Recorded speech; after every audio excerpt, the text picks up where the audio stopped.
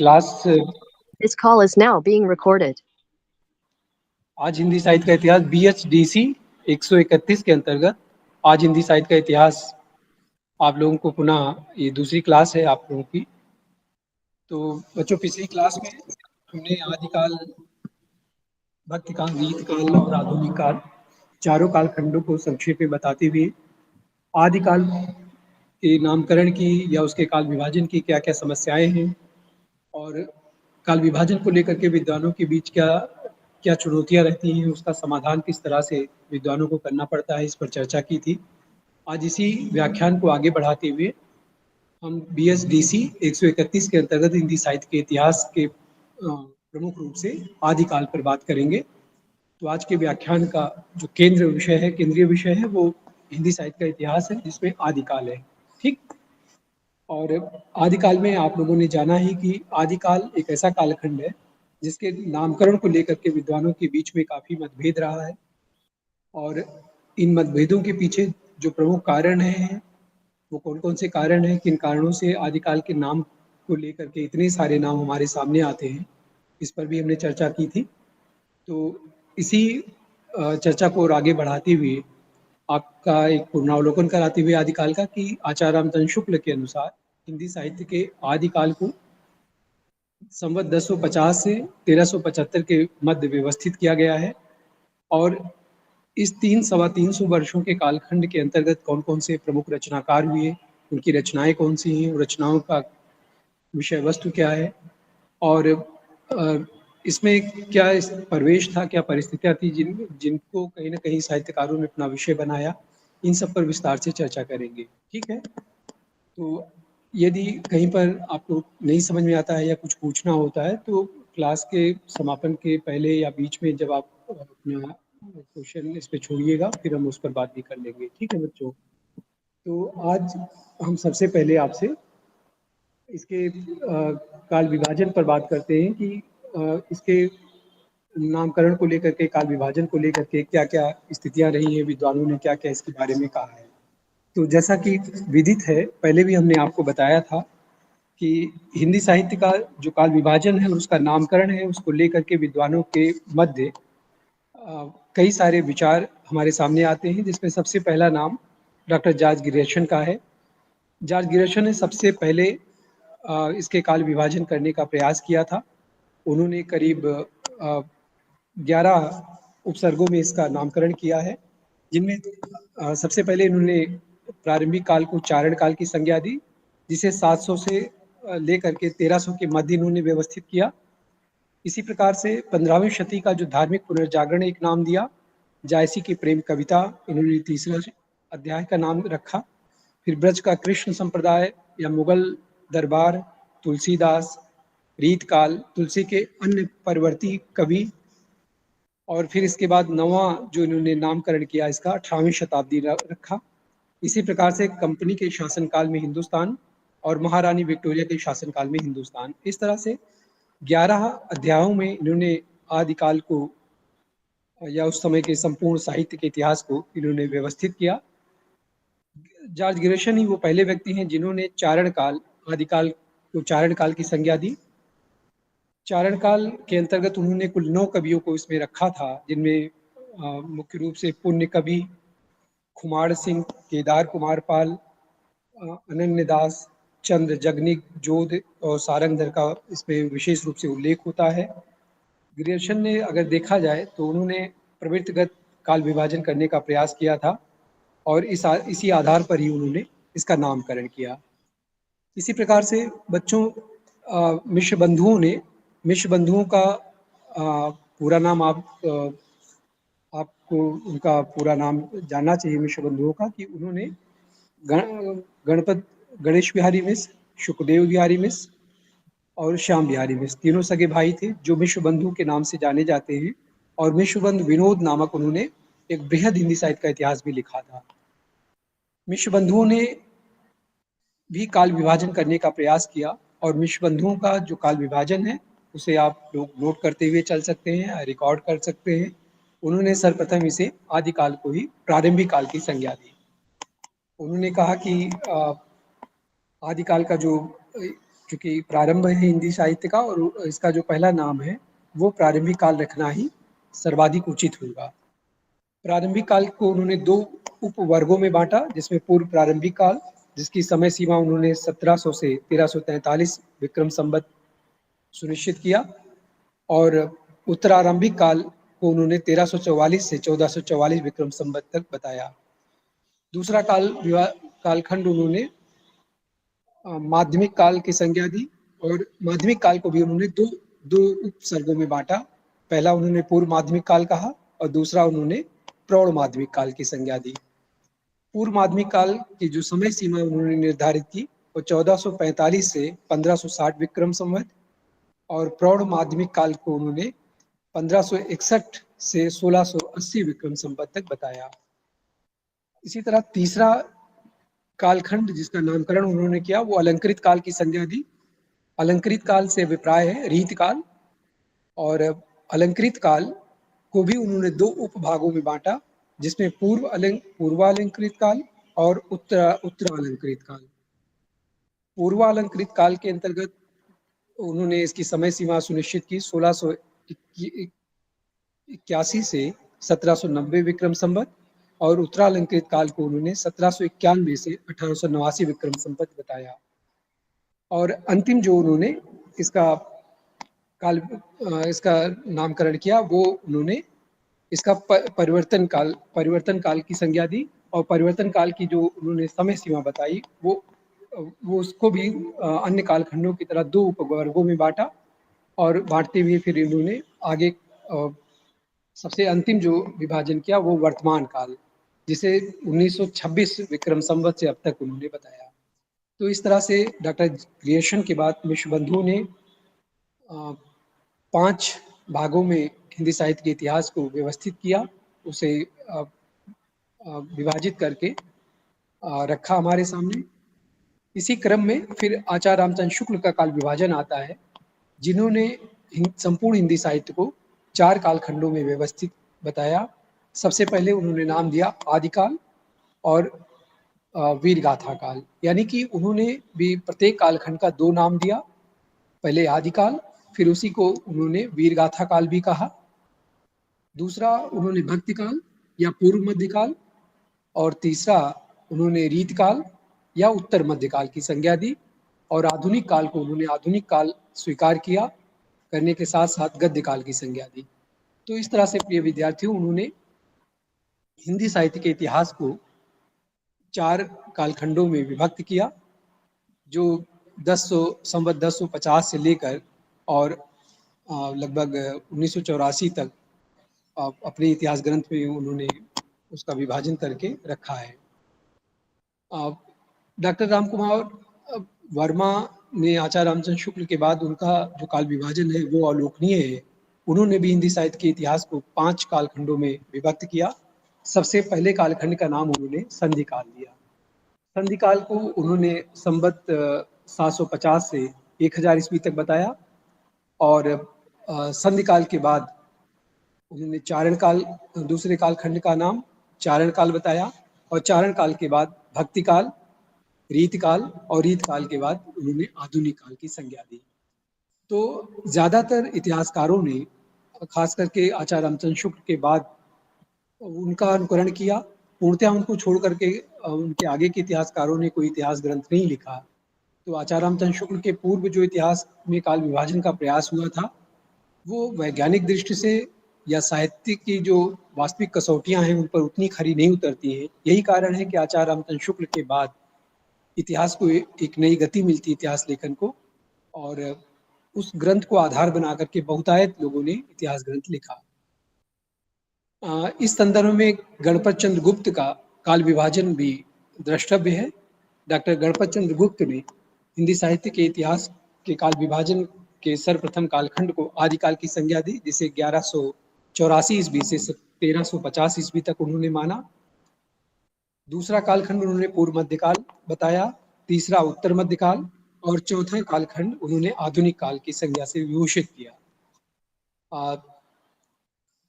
उन्होंने पूर्व मध्यकाल को 1350 से 1600 ईस्वी और उत्तर मध्यकाल को 1600 से 1857 ईस्वी तक, और आधुनिक काल को 1857 से अब तक के रूप में विभक्त किया। इसी क्रम में डॉक्टर नगेंद्र के द्वारा जो संपादित इतिहास ग्रंथ है हिंदी साहित्य का इतिहास, उसमें भी काल विभाजन का प्रयास किया गया है। उस ग्रंथ का आप लोग अवलोकन करेंगे तो उसमें देखेंगे कि आचार्य डॉक्टर नगेंद्र के इतिहास ग्रंथ में आदिकाल को 7वीं सदी के मध्य से लेकर 14वीं सदी के मध्य तक माना गया है। इसी प्रकार भक्ति काल को 14वीं सदी के मध्य से 17वीं सदी के मध्य तक माना गया है और रीत काल को 17वीं सदी के मध्य से 19वीं सदी के मध्य तक बताया गया है। आधुनिक काल में उन्होंने कई काल विभाजन किए। सबसे पहले कालखंड का उन्होंने नाम दिया पुनर्जागरण काल, जिसे भारतीय युग के नाम से भी जाना जाता है। और पुनर्जागरण काल के बाद उन्होंने जागरण काल की संज्ञा दी, जिसे द्विवेदी युग के नाम से जाना जाता है। और जागरण काल के बाद छायावाद काल की संज्ञा दी।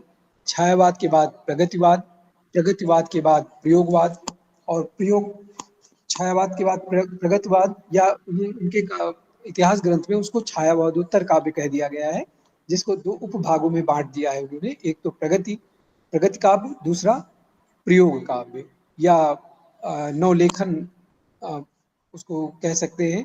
तो इस प्रकार से डॉक्टर नगेंद्र का जो इतिहास ग्रंथ है वो हिंदी साहित्य के इतिहास को थोड़ा पीछे तक 7वीं शती से बताने का उसमें प्रयास किया गया है। और द्विवेदी डॉक्टर नगेंद्र ने इसमें अन्य लेखकों से अलग अलग विषयों पर उसके उस विषय के मर्मज्ञ से इतिहास लेखन करा करके और इस इतिहास ग्रंथ का हिंदी साहित्य के इतिहास के ग्रंथ के रूप में संपादन किया है। तो प्रिय विद्यार्थियों, इस प्रकार हम देखते हैं कि हिंदी साहित्य के इतिहास का जो काल विभाजन है और उसकी जो समय सीमा निर्धारित की गई है वो काफ़ी विद्वानों की अलग अलग राय उसके विषय में है। और इन तमाम तरह के मतांतर के दृष्टिगत होने का जो प्रमुख कारण है वो यही है कि उस समय तक उपलब्ध साहित्य के विश्लेषण के उपरांत इस तरह की कोई एक निश्चित विचारधारा नहीं बनाई जा सकी थी जिसके तहत ये कहा जा सकता हो कि यही एकमात्र सत्य हो। तो ये प्रारंभिक प्रयास रहा है इतिहासकारों का, जिसमें विभिन्न प्रकार के विद्वानों के विचार हमारे सामने आते हैं और इन विचारों से हम भली भांति इस बात से परिचित हो पाते हैं। तो डॉक्टर नगेंद्र ने जिस प्रकार से उन्होंने 7वीं शती के मध्य से 19वीं सदी के मध्य तक रीत काल को रखा और आधुनिक काल 19वीं शती के मध्य से अब तक उन्होंने अपने ग्रंथ में उल्लेख किया है। पुनर्जागरण काल, जैसा कि हमने बताया कि भारतीय काल जिसे कहते हैं वो 1857 से 1900 तक माना गया है इस ग्रंथ में। जागरण सुधार काल द्विवेदी काल उसका दूसरा नाम है, जिसे 1900 से 1918 ईस्वी तक माना गया है। छायावाद काल 1918 से 1938 ईस्वी तक। और छायावादोत्तर में जैसा कि हमने बताया कि प्रगत प्रयोग को उन्होंने 1838 से 53 तक व्यवस्थित किया है और उसी का जो उपखंड बनाया है नवलेखन काल जिसे कहा है उसको 1953 ईस्वी से अब तक बताया है। इस संदर्भ में डॉक्टर बच्चन सिंह का इतिहास ग्रंथ हिंदी साहित्य का दूसरा इतिहास भी काफी महत्व हिंदी साहित्य का दूसरा इतिहास भी काफी महत्व का है।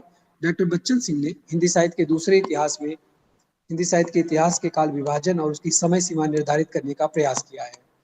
उन्होंने हिंदी साहित्य के प्रारंभिक काल को अपभ्रंश काल की संज्ञा दी। उन्होंने अपने इतिहास ग्रंथ में काल विभाजन और नामकरण करते हुए उन्होंने अपभ्रंश काल संज्ञा दी। अपभ्रंश के ठीक बाद उन्होंने भक्ति काल का प्रारंभ माना और भक्ति काल की जो समय सीमा उन्होंने अपने ग्रंथ में बताई है वो 1400 से 1650 ईस्वी तक। तो और फिर अपभ्रंश काल, भक्ति काल और रीत काल। रीत काल उन्होंने 1650 से 1857 ईस्वी तक माना है और आधुनिक काल को उन्होंने 1857 से अब तक बताया है। तो इस तरह से जो नामकरण है वो चाहे डॉक्टर जॉर्ज गिरीशन हो या मिश्र बंधु, आचार्य रामचंद्र शुक्ल, डॉक्टर राम कुमार वर्मा, गणपत चंद्र गुप्त या डॉक्टर नगेंद्र अथवा डॉक्टर बच्चन के इतिहास ग्रंथों में कहीं न कहीं उसमें एक रूपता एक बड़े रूप में दिखाई देती है। सबने आदिकाल को अधिक से अधिक प्रारंभिक काल, आरंभिक काल या अपभ्रंश काल, इन्हीं सब संज्ञाओं से विभूषित किया है। एकमात्र आचार्य रामचंद्र शुक्ल ऐसे हैं जिन्होंने उसको वीर गाथा काल की संज्ञा दी। हालांकि उन्हीं के अनुकरण पर आचार्य विश्वनाथ प्रसाद मिश्र ने इसे वीर काल कहा है।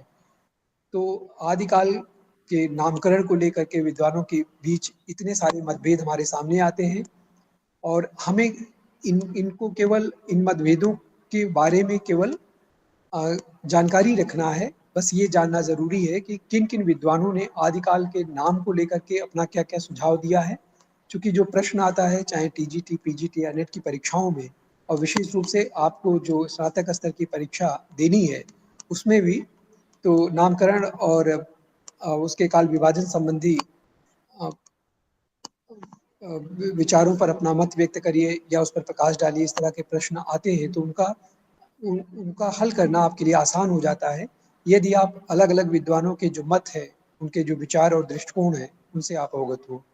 तो आपको इन बातों को कंठस्थ करना आवश्यक है कि आचार्य रामचंद्र शुक्ल ने कब से कब तक आदिकाल माना है, कब से कब तक भक्तिकाल, रीतकाल और आधुनिक काल माना है, या डॉक्टर गिरियर्सन ने काल विभाजन आदिकाल का नामकरण किस रूप में किया है, किन किन नामों से उन्होंने रीतकाल को क्या नाम की संज्ञा दी, या भक्तिकाल को अगर उनके काल विभाजन की दृष्टि से देखें तो क्या नाम दिया है, या डॉक्टर बच्चन ने आदिकाल को क्या नाम दिया है, कब से कब तक माना है। तो इनके अलग अलग विश्लेषण को, अलग अलग नामकरण को यदि हम पढ़ेंगे तो उसे अपनी एक अवधारणा उसी आदिकाल के संदर्भ में बन सकती है, बन जाएगी। तो प्रिय विद्यार्थियों, ये तो हुआ नामकरण की समस्या। अब अगर हम इसके मतलब समय सीमा की बात हो गई, नामकरण के साथ साथ उसकी समय सीमाएं लोगों ने क्या की थी, और एक दृष्टि हम इसके नामकरण पर यदि डालें तो आप देखेंगे कि सबसे पहले जो आदिकाल है उसका नाम चारण काल डॉक्टर गिरियर्सन ने अपने इतिहास ग्रंथ the modern vernacular literature of Hindustan में दिया था। The modern vernacular literature of Hindustan में उन्होंने आदिकाल को चारण काल की संज्ञा दी, और आप देखेंगे कि नाम के पीछे उसकी कहीं ना कहीं से उस समय के साहित्य की जो मूल प्रवृत्तियां हैं वो उस नाम में व्यक्त होती हैं।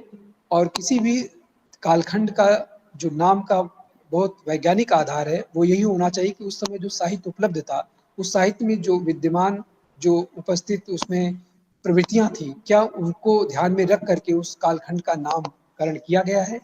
यदि उपलब्ध साहित्य के आधार पर किसी कालखंड का हम नामकरण करते हैं तो निश्चित रूप से वह नामकरण बहुत उपयुक्त होगा।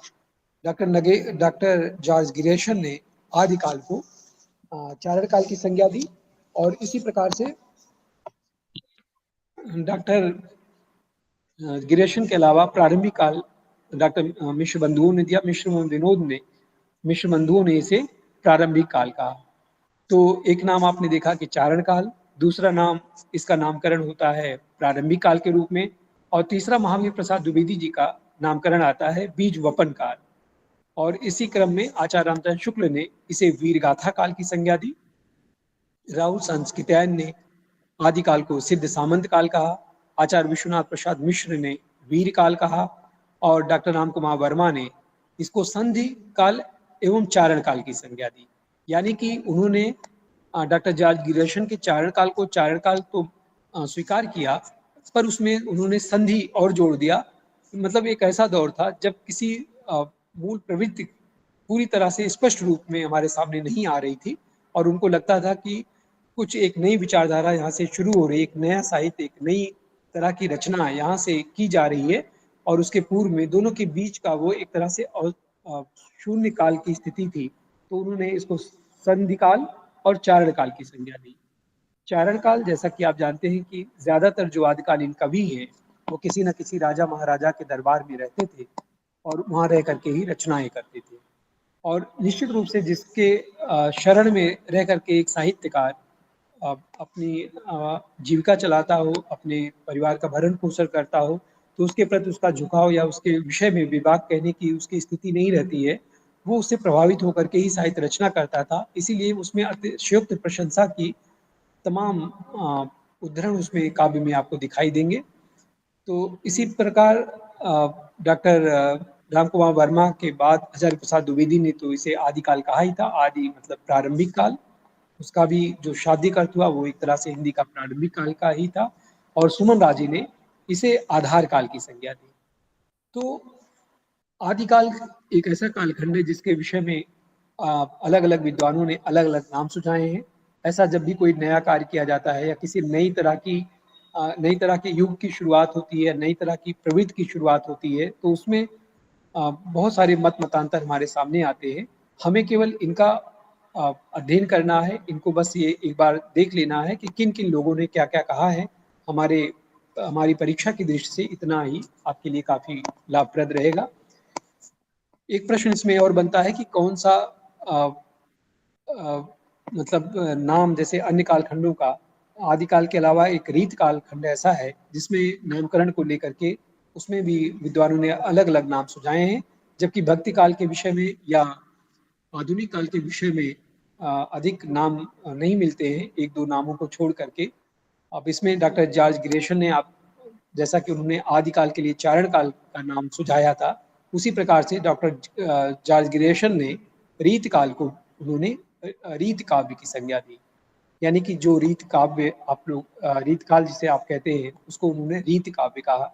मिश्र बंधुओं ने इसी रीत काव्य को उन्होंने अलंकृत काल की संज्ञा दी, और आचार्य रामचंद्र शुक्ल ने इसे रीत काल कहा। यानी कि आचार्य रामचंद्र शुक्ल ने जहां आदिकाल को उन्होंने वीरगाथा काल नाम दिया था, वहीं रीत काल को उन्होंने रीत काल कहा। किंतु वहीं पर मिश्र बंधुओं ने उसे अलंकृत काल की संज्ञा दी, यानी कि जिसमें बहुत अलंकरण को महत्व दिया जाता था, श्रृंगार परक रचनाओं को महत्व दिया जाता था। या डॉक्टर जॉर्ज ग्रेशन ने जिसे रीत काव्य कहा, जो पारंपरिक तरीके से काव्य रचना होती थी, उसकी उन्होंने रीत काव्य रचना का एक नाम दिया उन्होंने। इसी प्रकार आचार्य विश्वनाथ प्रसाद मिश्र ने इसमें श्रृंगारिक रचनाओं को आधार बना करके इसको श्रृंगार काल कहा, और डॉक्टर रमाशंकर शुक्ल रसाल जी ने इसे कला काल की संज्ञा दी कि इसमें कहीं ना कहीं से बड़ी कलात्मक काव्य रचनाएं हमारे सामने आती हैं, इसलिए इसको कला काल कहना ज्यादा उपयुक्त होगा। तो हम देखते हैं कि आदिकाल के बाद केवल रीत काल ही ऐसा कालखंड है जिसमें नाम को लेकर के हमें कई मतभेद दिखाई देते हैं। और इसके अलावा भी अगर गोविंद त्रिगुणायक हुए या महेंद्र नाथ हुए या उदय नारायण तिवारी जी हुए, इन लोगों ने भी सामूहिक दृष्टि से एक काल विभाजन किया है जो हमारे लिए अवलोकनीय है। इन्होंने पृष्ठभूमि को अवहट्ट काल की संज्ञा दी, और उसके बाद उन्मेष काल के रूप में इन्होंने काल विभाजन किया। फिर पूर्व भाग और उत्तर भाग में इन्होंने खड़ी बोली काव्य दिया, और पूर्व भाग में इन्होंने ब्रज भाषा काव्य की संज्ञा दी। इसी प्रकार से उन्मेष काल के अंतर्गत इन्होंने पुरानी ब्रजी या भाषा ब्रजबुली या कौरों या खड़ी बोली, अवधि काव्य इत्यादि कालखंड का नाम दिया। तो इस तरह से हमें बहुत सारे विद्वानों के अलग अलग दृष्टिकोण हमें पता चलते हैं, उनके नामकरण को लेकर के, उनकी समय सीमा को लेकर के। प्रिय विद्यार्थियों, किसी भी साहित्य के नामकरण और काल विभाजन अपने आप में एक बहुत बड़ी चुनौती है, क्योंकि नाम उसका क्या रखा जाए, यह सब कुछ साहित्य पर ही निर्भर करता है, और साहित्य भी कौन सा, जो उस समय का उपलब्ध साहित्य था। तो आदिकाल में आप समझते ही कि आदिकाल में जिस तरह आज प्रकाशन की व्यवस्था है, इतनी आसानी से हमें पुस्तकें प्राप्त हो जाती है या हम अपनी कोई रचना प्रकाशित करा लेते हैं, उस समय इसकी उपलब्धता नहीं थी। और यही कारण था कि तमाम तरह की अनुपलब्धता के चलते हमें उस समय का साहित्य उस रूप में प्राप्त नहीं होता था जिस रूप में वो लिखा गया था, जिस भरपूर संख्या में उपलब्ध था। तो धीरे धीरे वो साहित्य जैसे से मिलता गया, वैसे वैसे नए नए विचार, नए नए मापदंड निर्धारित होते गए। तो ये तो आदिकाल की तमाम जो उसके नामकरण, इसकी उसके समय सीमा को लेकर के चुनौतियां हैं। तो आदिकाल में अपभ्रंश साहित्य भी काफी लिखा गया, और अपभ्रंश साहित्य के साथ साथ सिद्ध साहित्य में हमने आपको बताया था कल की ही व्याख्यान में कि सरफा को हिंदी का प्रथम कवि माना गया है। सिद्ध साहित्य के वो प्रवर्तक कवि हैं। उनके कई नाम साहित्य में हमें प्राप्त होते हैं, जैसे ब्रोज वज्र हुआ, राहुल भद्र हुआ, वो इन नामों से भी जाने जाते हैं।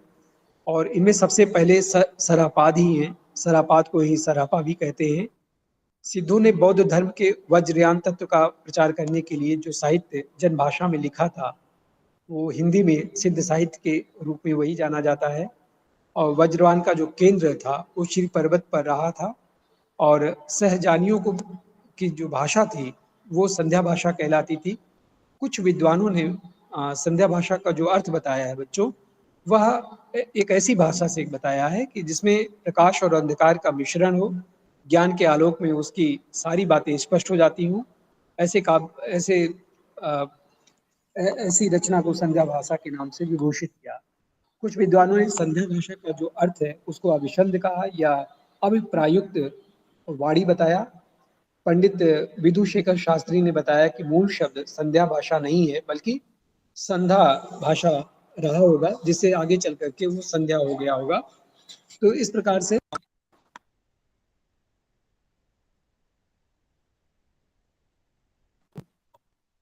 हाँ, कोई बात नहीं, कॉल आ गई तो उससे व्यवधान हो जाता है। ठीक है बच्चों, तो इस तरह से जो सिद्धियों की भाषा रही है वो संध्या भाषा के रूप में जानी जाती थी।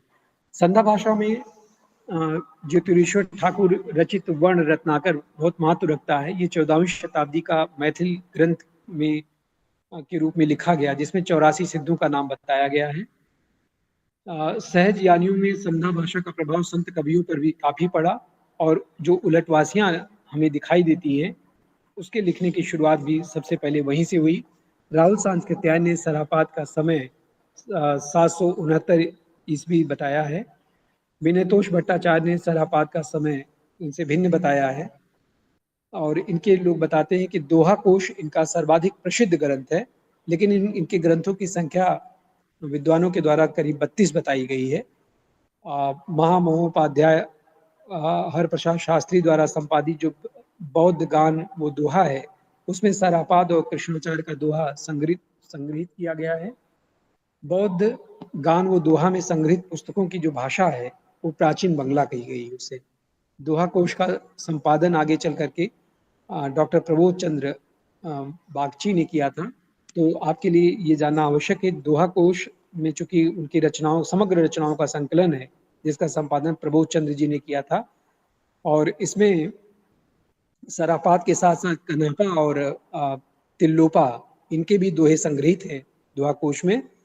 सरापा के विषय में डॉक्टर बच्चन ने लिखा है कि जो आक्रोश की भाषा का पहला प्रयोग किया है वो सरापा के ही काव्य में दिखाई देता है।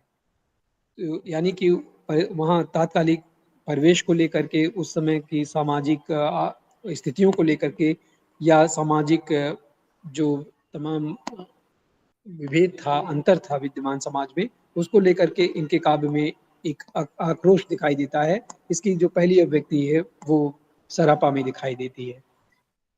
बच्चों, सिद्धों की भाषा को संध्या भाषा का नाम मुनिदत्त और अद्वैय वज्र ने दिया था।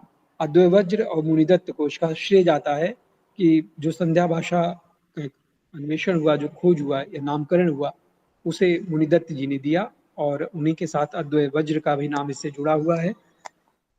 सरापा के शिष्य थे और लुईपाद के गुरु थे। शबरों की वेशभूषा में रहने के कारण इनका नाम शबरपाप पड़ा। तो इनके साहित्य में आपको चर्यापद के गीत मिलेंगे। सबरपा के चर्यापद काफी प्रसिद्ध रहे अपने समय में, जो सामान्यतः अनुष्ठानों के समय गाया जाने वाला गीत था। चर्यापद संध्या भाषा में दृष्टकूट में लिखी गई रचनाएं होती थी, जिसके दोहरे अर्थ निकलते थे। सिद्ध साहित्य में दोहा कोश की रचना परिनिष्ठित अपभ्रंश में हुई थी और चर्यापदों की अवट भाषा में हुई थी। ये जानना बच्चों आपके लिए आवश्यक है कि चर्यापदों की जो रचना है वो दो भाषाओं में हुई थी, जिसमें आप देखेंगे कि अवट भाषा का प्रयोग उसमें मिलता है, और अवट के साथ साथ इसमें अब जो परिनिष्ठित अपभ्रंश थी उस समय की, उसमें भी हमें सिद्ध साहित्य में दोहा कोश में संकलित रचनाएं दिखाई देती हैं। सिद्धों और दोहा या चर्यापद संत साहित्य में क्रमशः साखी और शब्दी में किंचित रूपांतरित हो गया आगे चलकर। तो इस तरह से सिद्धों का जो साहित्य है वो अपने समय में आगे चल के साहित्यकारों पर उसका काफी प्रभाव पड़ा। इनमें 84 सिद्धों में लुइपा का भी नाम आता है और लुइपा का स्थान काफी ऊंचा माना गया है। लुइपा साधना में इतने ऊंचे थे कि उड़ीसा के राजा दारकचा और उनके मंत्री डेंगोपा इनके शिष्य बन गए थे। डोम्भिपा का नाम भी इस विषय में लिया जाता है। इनका जन्म क्षत्रिय वंश में हुआ था और इन्होंने करीब 21 रचनाएं की थी, जिनमें प्रमुख रचनाओं में जैसे डोम्बी गीतिका है, योगचर्या है या अक्षर द्विकोपदेश आदि ग्रंथ इनके काफी प्रसिद्ध रहे हैं। डोम्बिपा विरूपा के शिष्य थे। कनापा सिद्धों में सर्वश्रेष्ठ विद्वान और इनके और सबसे बड़े कवि थे। और कनपा का जन्म कर्नाटक में हुआ था। इनके विषय में राहुल सांकृत्यायन जी ने कहा है कि कनपा पांडित्य और कवित्व में बेजोड़ थे। उनके समकक्ष शायद ही दूसरा कोई सिद्ध कवियों में रहा हो। तो कनपा बिहार के सोमपुरी के रहने वाले थे और जलंधरपा को अपना गुरु मानते थे। तो ये जो संपूर्ण सिद्ध साहित्य है उसमें इन 84 सिद्धों में से सिद्धों का जो विपुल साहित्य है वो हिंदी साहित्य के लिए बड़ा महत्व रखता है। और सिद्ध साहित्य के साथ साथ आदिकाल में बच्चों जैन साहित्य का भी बहुत बड़ा योगदान है। जैन साधुओं ने अपने मत का प्रचार हिंदी भाषा के माध्यम से पश्चिमी क्षेत्र में किया। राम काव्य परंपरा में प्राचीनतम ज्ञात ग्रंथ रिप दारण रास है। डॉक्टर दशरथ ओझा ने इसका जो समय बताया है 905 ईस्वी के करीब बताया है। रिप दारण राम संस्कृत भाषा में लिखा गया है और इसमें जो अभिनय, नृत्य हुआ या गान हुआ या तीनों तत्वों का मिश्रण दृष्टिगत होता है। जैन कवियों में जिनदत्त सूरी द्वारा रचित उपदेश रसायन रास अपभ्रंश भाषा का सर्वप्रथम रास ग्रंथ माना जाता है। तो बच्चों उपदेश रसायन रास इसे आप नोट कर सकते हैं, याद कर सकते हैं। ये अपभ्रंश में लिखा गया वह सर्वप्रथम ग्रंथ है जो रास साहित्य के अंतर्गत अपना पहला स्थान रखता है। अपभ्रंश भाषा का यदि हम दूसरे रास ग्रंथ की बात करें तो अब्दुल रहमान द्वारा रचित संदेश रासक है। हिंदी का प्रथम ऐतिहासिक रास ग्रंथ पंच पांडव रचित रास है और पंच पांडव रचित रास ये एक ऐतिहासिक रास ग्रंथ है जिसका इसी के रूप में ज्यादा महत्व की ऐतिहासिक बिंदुओं को ध्यान में रख करके ये रचा गया था। पंच पांडव रचित रास के लेखक शालभद्र शूर जी द्वितीय हैं और इसका रचनाकार करीब 1350 ईस्वी माना गया है। मुनिजिन विजय, डॉक्टर दशरथ ओझा या गणपत चंद्र गुप्त शालभद्र शूर द्वारा रचित भरतेश्वर बाहुबली रास को हिंदी जैन रास परंपरा का आदि काव्य माना है इन विद्वानों ने। गणपत चंद्र गुप्त ने शालभद्र शूर को हिंदी का प्रथम कवि होने का भी गौरव प्रदान किया है। भरतेश्वर बाहुबली रास की जो रचना है जिसे भरतेश्वर तथा बाहुबली के रूप में काफी चर्चित रही है और भरतेश्वर बाहुबली रास अपने समय की ये प्रसिद्ध रचना है जिसमें बताया जाता है 205 छंद हैं और एक तरह से सुंदर खंड काव्य जैसा है। और इसका जो संपादन किया है वो मुंजन विजय ने किया था।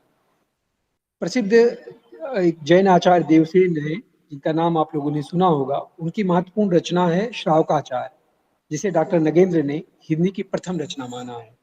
तो श्रावकाचार देवसेन कृत जैन काव्य ग्रंथ है और डॉक्टर नगेंद्र इस ग्रंथ को रेखांकित करते हुए इसके महत्व को बताते हैं कि इसे हिंदी साहित्य की प्रथम रचना मानना चाहिए। इसी प्रकार देवसेन ने करीब 933 ईस्वी में जब श्रावकाचार लिखा था तो उस समय इसमें करीब 250 दोहे उसमें संकलित थे जिनमें श्रावक धर्म का प्रतिपादन किया गया था। और देवसेन के अन्य ग्रंथों की यदि हम बात करें तो उसमें दर्शन सार है, भाव संग्रह है, आराधना सार है और नवचक्र है। ये कुछ ऐसे ग्रंथ हैं इनके जो काफी महत्व रखते हैं, बहुत प्रसिद्ध रहे हैं इनके ग्रंथ। और उसमें भी विशेष रूप से जो इनका नय चक्र है, नय चक्र सर्वाधिक प्रसिद्ध रहा है। नय चक्र को लघु नय चक्र के नाम से भी जाना है। देवसेन अपने ग्रंथ में जैन धर्म के अनेक संघों की उत्पत्ति लिखी है उसमें, और उन्होंने बताया है कि जैनाभास, उन्होंने इसका नाम जैनाभास दिया है, जिसमें जैन धर्म की उत्पत्ति के विषय में उन्होंने कई सारे मतों को उसमें उस मतों का उल्लेख किया है। बृहद ने चक्र की रचना देवसेन के एक शिष्य थे माइल धवल, जिन्होंने किया था, और वो भी देवसेन के नाम से ही प्रसिद्ध थे। बृहद नवचक्र का वास्तविक नाम दव्य सहाव पयास था, और यह पहला ग्रंथ उन्होंने दोहाबंद में लिखा था, किंतु बाद में किसी शुभंकर के कहने से उन्होंने प्राकृत भाषा में गाथाबंद भी लिखा। तो इस तरह से एक लंबी रचनाएं की गई जो जैन साहित्य की आदिकाल में। और अगर हम कुछ बहुत प्रमुख रचनाओं की बात करें जो पारंपरिक उस समय काफी चर्चा में रही हैं, तो उनमें राजशेखर सूरी नीमिनाथ फाग है, या धर्मसूरी का जम्बू स्वामी रासा है, और या सोमप्रभ सूर्य का कुमारपाल प्रतिबोध है। और इसके अलावा कुछ रचनाओं का नाम जैसे कनकामर मुनि द्वारा करकंड चर्य लिखा गया, जो काफी चर्चा में रहा। तो बहुत बड़ा साहित्य हमें जैन साहित्य का आदिकाल में प्राप्त होता है। कुछ इसमें फागु साहित्य भी हमें आदिकाल में उपलब्ध होता है। फागु साहित्य से अभिप्राय है कि जो रास परंपरा की ही नहीं बल्कि फागु काव्य परंपरा की जैन कवियों में काफी महत्व रहा था। और फागु शब्द के बारे में इसकी उत्पत्ति संस्कृत के फल्गु या वसंत शब्द से हुआ। प्राकृत के फागु और हिंदी के फाग में से मानी जाती है। फागु काव्य परंपरा का सर्वाधिक प्राचीन काव्य जिनचंद सूर्य है। जिनचंद सूर्य द्वारा रचित ग्रंथ है जिनचंद सूर्य फागु, जो करीब 12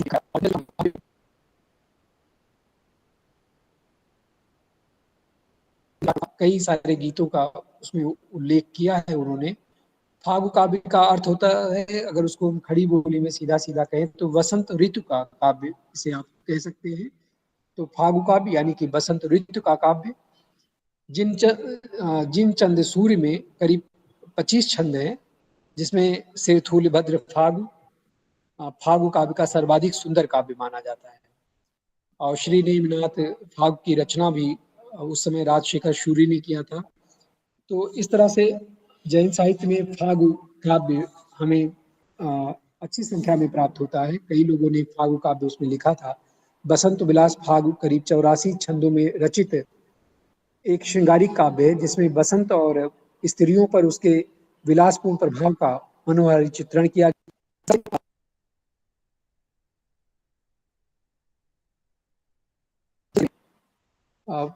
फागु साहित्य भी हमें जैन साहित्य के समानांतर ही प्राप्त होता है। जैन साहित्य के बाद हमें नाथ साहित्य भी आदिकाल में अवलोकनीय है। नाथ साहित्य का बहुत बड़ा योगदान है। नाथ साहित्य से का जो नाथ पंथ है बौद्धों की वज्रयान शाखा से निकला हुआ माना जाता है।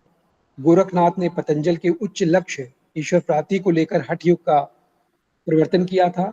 सिद्धों की वाम मार्गी भोग प्रधान जो योग साधना की प्रतिक्रिया के रूप में बताया जाता है कि भक्त काल में नाथ पंथियों की हठ योग साधना प्रारंभ हुई थी। आचार्य रामचंद्र शुक्ल, आचार्य हजारी प्रसाद द्विवेदी ने नाथ पंथ के विषय में अपना विचार व्यक्त किया है। उनका कहना है कि नाथ पंथ या नाथ संप्रदाय के जो सिद्ध संत सिद्ध मार्ग या योग मार्ग, योग संप्रदाय, अवधूत मत, हठ योगियों के सिद्ध सिद्धांत पद्धति ग्रंथ के अनुसार हा का अर्थ है सूर्य तथा उ का अर्थ है चंद्र। इन दोनों के योग को ही हठ योग कहा जाता है। प्रिय विद्यार्थियों, हिंदी साहित्य में 60 चक्रों वाला जो योग मार्ग है गोरखनाथ ने उसे चलाया था, और गोरखनाथ को नाथ साहित्य का आरंभकर्ता माना जाता है। उनको प्रवर्तक माना जाता है गोरखनाथ जी को। और गोरखनाथ के गुरु मत्स्येंद्रनाथ या उन्हीं को मच्छंद्रनाथ भी कहते हैं। मत्स्येंद्रनाथ को सोमनाथ और मच्छंद्रनाथ भी कहा जाता है। मत्स्येंद्रनाथ चौथे बोध तत्व और अवलोकितेश्वर के नाम से भी वो प्रसिद्ध रहे हैं। मिश्र बंधुओं ने गोरखनाथ को हिंदी का प्रथम गद्य लेखक माना है। राव सांस्कृत्याय ने गोरखनाथ का जो समय बताया है वो 845 ईस्वी से उन्होंने माना है। हजारी प्रसाद द्विवेदी ने उसी को 9वीं शती तक मानते हैं, और आचार्य रामचंद्र शुक्ल या डॉक्टर राम कुमार वर्मा इनका जो कालखंड है उसे 13वीं शताब्दी का बताते हैं। किंतु वहीं पर पीताम्बर दत्त बड़थवाल उन्हें 11वीं शताब्दी का मानते हैं। इस तरह से इनके गोरखनाथ के समय को लेकर के विद्वानों के अलग अलग मत हैं, उसमें मतभेद है। और हजारी प्रसाद द्विवेदी ने बल्कि लिखा भी है कि शंकराचार्य के बाद इतना प्रभावशाली और इतना महिमान्वित भारतवर्ष में दूसरा नहीं हुआ। भारतवर्ष के कोने कोने में उनके अनुयायी आज भी विद्यमान हैं। भक्ति आंदोलन के पूर्व सबसे शक्तिशाली धार्मिक आंदोलन गोरखनाथ का भक्ति मार्ग ही था। गोरखनाथ अपने युग के सबसे बड़े नेता थे, ये आचार्य हजारी प्रसाद द्विवेदी जी का मानना है। किंतु पीतम्बर दत्त बड़थवाल ने गोरखनाथ के 14 ग्रंथों को प्रमाणिक माना है, और उनके द्वारा जो संपादित गोरखबानी है उसको गोरखबानी का नाम दिया है। उन्होंने केवल 14 ग्रंथों को ही प्रमाणिक माना, अन्य ग्रंथों को उन्होंने बताया कि उनका लिखा हुआ नहीं है या उसमें कहीं ना कहीं प्रक्षिप्त अंश है। तो इस कारण से उन्होंने गोरखबानी नाम से उनके 14 ग्रंथों का संपादन किया है। गोरखबानी में संकलित गोरखनाथ के जो प्रमाणिक ग्रंथ हैं उनमें प्रमुख शब्द है, पद है, शिष्यादर्शन एक ग्रंथ है, प्राण संकली है, नरवय बोध है, आत्मबोध है, अभय मात्रा योग है, 15 तिथि सप्तवार, महेंद्र गोरखबोध, रोमावली, ज्ञान तिलक, ज्ञान 34, पंच मात्रा इत्यादि ग्रंथों को इसमें संकलित किया गया है गोरखबानी में। गोरखनाथ के संस्कृत भाषा में लिखे ग्रंथ भी काफी महत्व रखते हैं, क्योंकि गोरख पंथ का जो आधार है वो उनके उस समय के रचनात्मक संकलित विचारों का ग्रंथ ही था। सिद्ध सिद्धांत पद्धति उनका एक महत्वपूर्ण संस्कृत भाषा में लिखा गया गोरखनाथ जी का ग्रंथ है। विवेक मार्तंड, शक्ति संगम तंत्र, निरंजन पुराण, वैराट पुराण, गोरक्ष शतक, योग सिद्धांत पद्धति, योग चिंतामणि इत्यादि उनके महत्वपूर्ण ग्रंथ हैं। 10वीं शताब्दी के प्रसिद्ध कश्मीरी आचार्य अभिनव गुप्त ने अपने तंत्रालोक में मच्छंद विभु या मत्स्येंद्र नाथ की वंदना की है। नाथों की संख्या 9 मानी गई है। गोरक्ष सिद्धांत संग्रह में 9 प्रवर्तकों के निम्नलिखित नाम गिनाए गए हैं: नागार्जुन, जड़ भरत, हरिश्चंद्र, सत्यनाथ, भीमनाथ, गोरक्षनाथ, चरपट, जलंधर और मलयार्जुन इत्यादि नाम उन्होंने बताए हैं। डॉक्टर राम कुमार वर्मा ने 9 नाथों का निम्नलिखित नाम उन्होंने सुझाया है, जिनमें से आप लोग परिचित होंगे कई नामों से, जिसमें ज्वालेंद्र नाथ काफी महत्वपूर्ण नाम है, या गोरखनाथ, मत्स्येंद्र नाथ, आदिनाथ इत्यादि। तो इस तरह से जो आदिनाथ का जो प्रवर्तक थे, परवर्ती संत थे, उनमें शिव का रूप उन्हें माना गया था। इस तरह से जो गोरख साहित्य है, जिनमें मत्स्येंद्र नाथ का जो वास्तविक नाम था विष्णु शर्मा माना गया है, और इनकी लिखी संस्कृत की जो रचना है वो काल ज्ञान निर्णय है, जिसे प्रबोध चंद्र बागाची ने संपादित किया था। तो इस तरह से आदिकालीन साहित्य में नाथों का सर्वाधिक, उनके साहित्य का सर्वाधिक योगदान रहा है। जैन साहित्य, नाथ साहित्य और सिद्ध साहित्य, ये तीनों साहित्य हमें भरपूर संख्या में उपलब्ध होते हैं, और हिंदी साहित्य के उत्थान में, हिंदी साहित्य के विस्तार में उनका बहुत बड़ा योगदान है। और इन साहित्यों का आज भी बहुत महत्व है हमारी साहित्यिक दृष्टि से, और हिंदी ने काफ़ी कुछ इनसे अपने में इनमें से काफ़ी कुछ आत्मसात किया है। आगे कबीर हुए, कबीर जैसे युग प्रवर्तक विचारकों के जो काव्य भाव हैं, जो व्यक्ति हुई है, उनमें कहीं ना कहीं से इन साहित्यों का प्रभाव रखता है, प्रभाव दृष्टिगत होता है, परिलक्षित होता है उनके काव्य में। तो इसलिए आदिकाल का इस रूप में भी महत्वपूर्ण योगदान समझा जाएगा कि भक्तकालीन साहित्य की जो पृष्ठभूमि है वो आदिकालीन साहित्य ही है। काफ़ी कुछ ऊर्जा, काफ़ी कुछ रचनात्मक मार्गदर्शन और वैचारिक मार्गदर्शन भक्तकालीन कवियों को आदिकालीन काव्य रचनाओं और उनके कवियों से प्राप्त होती है। तो प्रिय विद्यार्थियों, इनमें आप देखते हैं कि एक विपुल साहित्य हमारे सामने है, और नाथ साहित्य, सिद्ध साहित्य और जैन साहित्य के अलावा आदिकाल का सर्वाधिक महत्वपूर्ण साहित्य रासो साहित्य है। रासो साहित्य की जब तक चर्चा नहीं की जाए तब तक आदिकालीन साहित्य की चर्चा पूर्ण नहीं हो पाती है, क्योंकि रासो साहित्य आदिकालीन साहित्य में एक महत्वपूर्ण स्थान रखता है। और रासो साहित्य चंदवरदाई द्वारा रचित है। पृथ्वीराज रासो महाकाव्य से आप सभी परिचित होंगे। और चंदवरदाई द्वारा रचित ये महाकाव्य उस समय का बहुत बड़ा महाकाव्य है। और इतना ही नहीं, इसमें जिस प्रकार से उन्होंने काव्य रचना की है और जिस तरह से काव्य की कसौटी पर ये काव्य खरा उतरता है, वो अपने आप में अद्वितीय है। तो रासो साहित्य को जानना, रासो साहित्य के विषय में क्या क्या महत्वपूर्ण साहित्य में उपलब्ध है, ये आवश्यक है उसके बारे में समझना। तो रासो साहित्य में सर्वप्रथम आचार्य रामचंद्र शुक्ल का हम अगर विचार उनका देखें, तो उन्होंने वीर गाथा काल के अंतर्गत इस रासो साहित्य को रखा है। इसका विवरण उन्होंने वीर गाथा काल के अंतर्गत व्यवस्थित करके और फिर उसको व्यक्त किया है। उनके अनुसार जो वीर गीत परंपरा का प्राचीनतम ग्रंथ है, उसको तो खैर उन्होंने बीसल देव रासो माना है। और विद्वानों ने रासो शब्द को लेकर के विभिन्न प्रकार के अपने अपने मत दिए हैं। और रासो शब्द का क्या अर्थ वास्तविक हो सकता है, इसका एक अवलोकन करना आवश्यक है बच्चों। तो सबसे पहले जैसे रासो का जो आशय है, वो अलग अलग विद्वानों के दृष्टिकोण में अलग अलग है। जैसे राजसूय माना है गारसा द तासी ने, जो फ्रेंच इतिहासकार थे, विद्वान थे, उन्होंने इसको रासो से जो अर्थ निकाला है वो राजसूय निकाला है। उन्होंने रासो का अर्थ राजसूय बताया है। इसी प्रकार हरप्रसाद शास्त्री, नरोत्तम स्वामी या कविराज श्यामल दास इत्यादि ने इसे रहस्य, रासक और राजयश की संज्ञा दी है। काशी प्रसाद जायसवाल ने इसे रहस्य नाम दिया है कि रासो का मतलब है रहस्य या उसका शाब्दिक अर्थ रहस्य है। किंतु आचार्य रामचंद्र शुक्ल ने रासो शब्द का जो मूल शब्द उसका बताया है, उन्होंने रसायन बताया है। उन्होंने कहा रसायन शब्द से ही रास या रासो शब्द बना है। किंतु नंद दुलारी वाजपेयी ने कहा है कि जो मूल शब्द है वो रास है और वही आगे चल करके रासो हो गया। इसी प्रकार आचार्य प्रसाद द्विवेदी ने रासक कहा है। उसका मूल रूप जो था रासो शब्द का, वो रासक था। रामस्वरूप चतुर्वेदी जी ने इसे राउस कहा है या रस की संज्ञा दी है। दशरथ शर्मा ने रासक, और माता प्रसाद गुप्त जो अपने समय के अच्छे आलोचक और विद्वान अन्वेषक हैं, उन्होंने कहा है कि रासो शब्द का जो उत्स है, जो उसका उद्भव हुआ है, वो रासक से हुआ है।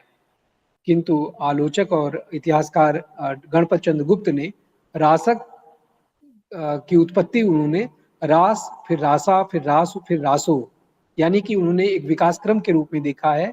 उन्होंने कहा कि रासक जो मूल शब्द है रासो का, वो रासक है। रासक से आगे चलकर रास बना होगा, रास से फिर रासा बना होगा, फिर रास बना होगा, और फिर इसी क्रम में फिर रासो हो गया होगा। तो इस तरह से रासो शब्द को लेकर के अलग अलग विद्वानों के अपने अलग अलग मत हैं। और इनमें रासो के अर्थ को लेकर के, मूल अर्थ को लेकर के काफी मतभेद है, या उसके कहाँ से रासो शब्द उत्पत्ति हुआ, उसकी उत्पत्ति को लेकर के अलग अलग विद्वानों के अपने मत हैं। तो बच्चों, इनमें अगर हम रासो साहित्य की बात करें संक्षेप में, तो सर्वाधिक महत्वपूर्ण साहित्यों में इसमें खुमान रासो, बीसल देव रासो, परमाल रासो, पृथ्वीराज रासो, जयचंद्र प्रकाश, जयमेघ जसचंद्रिका, हमीर रासो, विजयपाल रासो और रणमल छंद, ये कुछ महत्वपूर्ण अपने समय के रासो ग्रंथ हैं। दलपत विजय का इसमें खुमार रासो है, जो काफी महत्वपूर्ण ग्रंथ है, जो रासो काव्य के अंतर्गत आता है, खुमार रासो। और खुमार रासो के बाद बीसल देव रासो, जिसमें बीसल देव रासो में ये करीब 12वीं शताब्दी का ग्रंथ है। और बीसल देव एक तरह से श्रृंगारित महाकाव्य है ये। और बीसल देव रासो जिसको नरपत नाल ने लिखा था। और इसी प्रकार से जगनिक का परमाल रासो है, जो अपने एक तरह से वीर काव्य है परमाल रासो, जगनिक परमाल रासो। और चंदवरदाई का पृथ्वी रासो तो रासो काव्य परंपरा में सर्वाधिक श्रेष्ठ ग्रंथ के रूप में हमारे सामने आता ही है।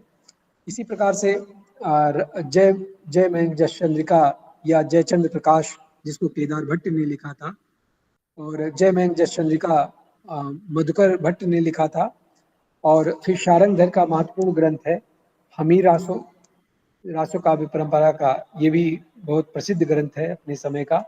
विजयपाल रासो जिसकी रचना नल्ल सिंह ने की थी, विजयपाल रासो की, और यह 42 छंदों में लिखा गया वीर वीर काव्य है।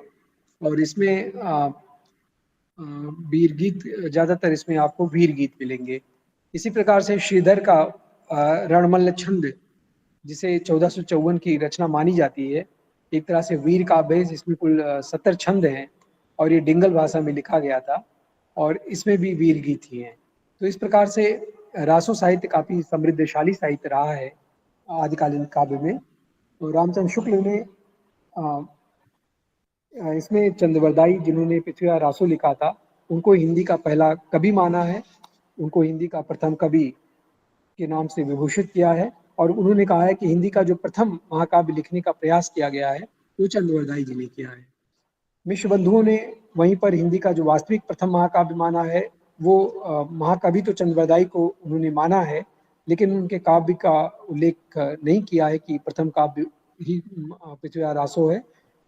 पृथ्वीराज रासो को की प्रामाणिकता को लेकर के और उसकी अप्रामाणिकता को लेकर के विद्वानों के बीच में काफी मतभेद है, जिनमें से आप लोग बच्चों जैसे श्याम श्याम सुंदर दास जी हुए, तो इन्होंने इसको प्रामाणिक माना है। मिश्र बंधुओं ने या मोहनलाल विष्णु लाल पंड्या, कर्नल टाड इत्यादि विद्वान ऐसे हैं जो पृथ्वीराज रासो को प्रामाणिक ग्रंथ मानते हैं। और अप्रामाणिक ग्रंथ मानने के पक्ष में आचार्य रामचंद्र शुक्ल हैं, देवी प्रसाद जी हैं, कविराज हैं, इनके साथ गौरी शंकर हीराचंद्र ओझा जी हैं, बुलहर हैं और मुरारीदास हैं।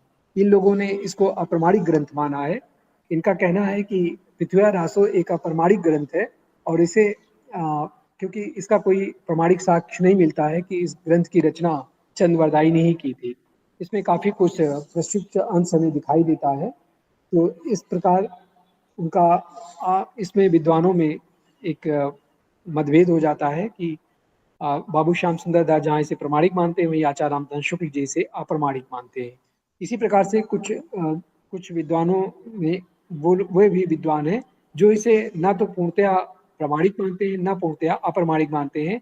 उनका कहना है अर्ध प्रमाणिक के पक्ष में वो है।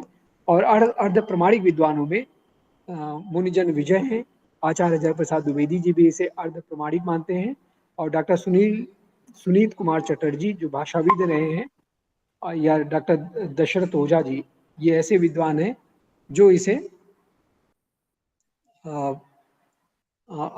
अर्ध प्रमाणिक मानते हैं। तो इस तरह से, हेलो बच्चों आवाज जा रही है? हेलो अंकित, आवाज मिल रही है? जी आवाज आ रही है आपकी। अच्छा अच्छा, ठीक है। तो इस प्रकार से इन विद्वानों में पृथ्वीराज रासो के महाकाव्य चंद्रवरदाई को लेकर के 3 तरह के हमें मत और दृष्टिकोण प्राप्त होते हैं, जिनमें से अधिकतर जो सर्वसम्मत से माना गया है वो ये कि इसके खंड के कुछ समय को लेकर के, यानी कि कुछ अध्यायों को लेकर के, पृथ्वीराज रासो में कुल 69 अध्याय हैं, जिनमें से कुछ खंडों को लेकर के ये मान लिया गया है कि इनमें ये मतलब कुछ अंश तो इसके प्रक्षिप्त हैं, बाकी अधिकांश अंश इसके इसमें उन्हीं के द्वारा लिखे गए हैं। तो ये एक महत्वपूर्ण बात है कि जिसमें आप देखेंगे कि पृथ्वीराज रासो जो अपने समय का सर्वाधिक महत्वपूर्ण साहित्य है वो प्राप्त होता है। तो इस प्रकार से पृथ्वीराज रासो ने 68 छंदों का इसमें प्रयोग किया है। और अगर मुख्य छंदों की बात करें पृथ्वीराज रासो महाकाव्य की, तो कवित, छप्पय, दूहा, तोमर, त्रोटक, गाहा और आर्या है। चंद्रवरदाई को छप्पय छंद का विशेषज्ञ माना जाता है। मतलब जो छप्पय छंद है वो सर्वाधिक महत्वपूर्ण है। छप्पय छंद को एक तरह से इस पर उनका पूरा अधिकार था और इसके वो मर्मज्ञ माने जाते हैं चंद्रवरदाई जी। तो और इस महाकाव्य में भी छप्पय छंद का बहुतायत प्रयोग मिलता है। तो प्रिय विद्यार्थियों, इस प्रकार हजारी प्रसाद द्विवेदी का भी जो मत है वो अलोकनीय है पृथ्वीराज रासो के संबंध में। उन्होंने इस महाकाव्य को शुक शकी संवाद में लिखा हुआ माना गया है उन्होंने, लेकिन बूलर वूलर ने इसे सर्वप्रथम कश्मीरी कवि जयानक कृति पृथ्वी राज विजय के आधार पर 1875 में पृथ्वीराज रासो को अप्रमाणिक घोषित किया था।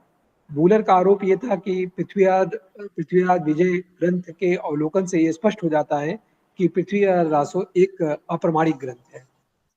तो पृथ्वीराज रासो को चंद्रवरदाई के पुत्र जलनन ने पूर्ण किया था। इस ग्रंथ को पूर्ण करने का जो श्रेय है वो जलनहड़ जो चंद्रवरदाई के पुत्र थे उनके द्वारा ये ग्रंथ पूर्ण किया जाता है। और ये अपूर्ण ग्रंथ था जिस बीच में उनका देहावसान हो जाता है चंद्रवरदाई का, और उनके सुपुत्र जलनहड़ जी इसे पूरा करते हैं। तो इस पूरे रासो काव्य परंपरा का जो एक स्पष्ट स्वरूप हमारे सामने आ पाता है उसमें बहुत बड़ा योगदान चंद्रवरदाई के महाकाव्य पृथ्वीराज रासो का है। और पृथ्वीराज रासो इसलिए और महत्वपूर्ण है क्योंकि इसमें उस समय का जो सामाजिक आर्थिक राजनीतिक स्थितियां थी वो पूर्णतः स्पष्ट हो जाती हैं। और इसके विषय में डॉक्टर बच्चन सिंह ने लिखा है कि यह एक राजनीतिक महाकाव्य है, दूसरे शब्दों में राजनीति की महाकाव्यात्मक त्रासदी है। हिंदी में सर्वप्रथम 12 मासा का जो वर्णन मिलता है वो नरपत नाल के कृति बीसल देव रासो में मिलता है। पृथ्वीराज रासो के बाद यदि किसी ग्रंथ की बात रासो काव्य में सर्वप्रथम होती है तो वो बीसल देव रासो है। इसमें 12 मासा का वर्णन सर्वप्रथम किया गया था। इस ग्रंथ को ये श्रेय जाता है कि 12 मासा का वर्णन इसमें किया गया था। इसी प्रकार से कैमास बध है, पृथ्वीराज रासो का एक महत्वपूर्ण सर्ग है कैमास बध। और आचार्य राम शुक्ल ने वीर काव्य परंपरा का प्रथम ग्रंथ बीसल देव रासो को स्वीकार किया है। परमा रासो में आला उदल नामक 2 सरदारों की वीरता का वर्णन है, जिसमें आला खंड को सर्वप्रथम 1865 ईस्वी में फर्रुखाबाद के तत्कालीन जो जज थे चार्ल्स इलियट उन्होंने प्रकाशित कराया था आलाखंड को। और तब से ये और चर्चा में आया। आलाखंड बरसात ऋतु में उत्तर प्रदेश के जो बैसवाड़ा या पूर्वांचल या बुंदेलखंड इत्यादि क्षेत्रों में आलाखंड बहुत चर्चित है। आलाउदल का उसमें गायन होता है। तो इस प्रकार से आदिकालीन साहित्य में हम देखते हैं कि रासो साहित्य का बहुत बड़ा योगदान है। तो प्रिय विद्यार्थियों, इसमें रासो साहित्य, जैन साहित्य, सिद्ध साहित्य और नाथ साहित्य, इन 4 साहित्यों में हमें पर्याप्त साहित्य उपलब्ध होता है। और इस साहित्य का आदिकाल के उत्थान में आदि का बहुत बड़ा योगदान है। फिर इसमें विद्यापति और अमीर खुसरो इन 2 रचनाकारों को हम देख सकते हैं आदिकाल के उत्तर का खंड में। और विद्यापति का जो जन्म है 1850 में और मृत्यु इनकी 1450 में होती है। विद्यापति आदिकाल में ही लिख रहे होते हैं।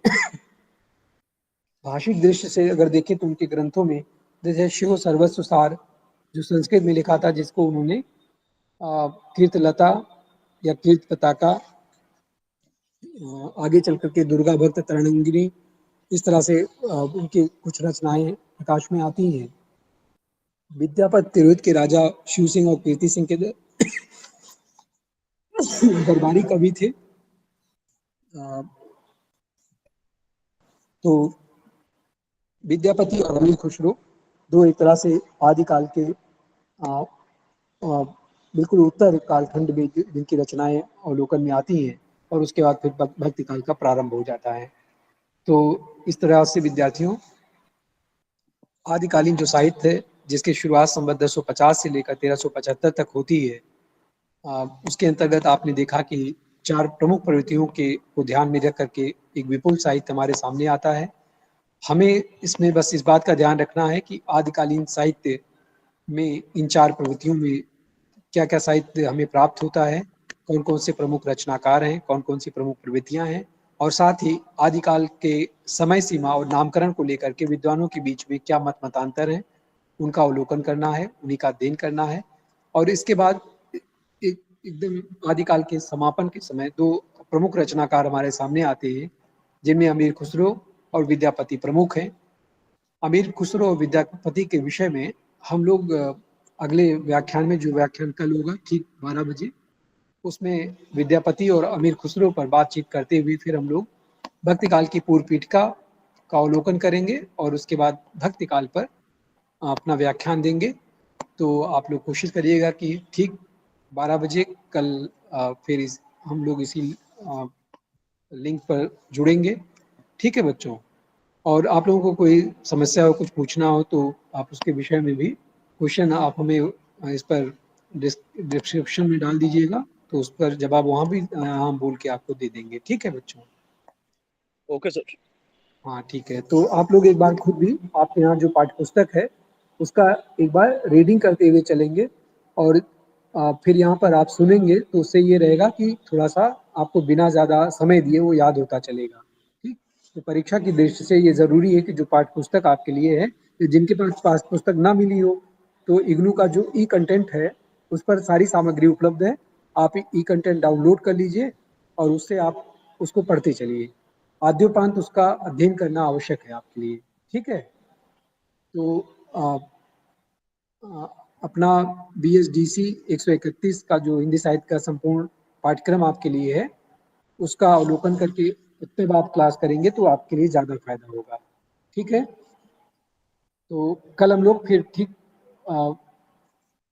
12 बजे यहाँ पे आप लोग आइएगा, फिर क्लास चलेगी। ठीक है बच्चों? Okay sir. ओके, ठीक है।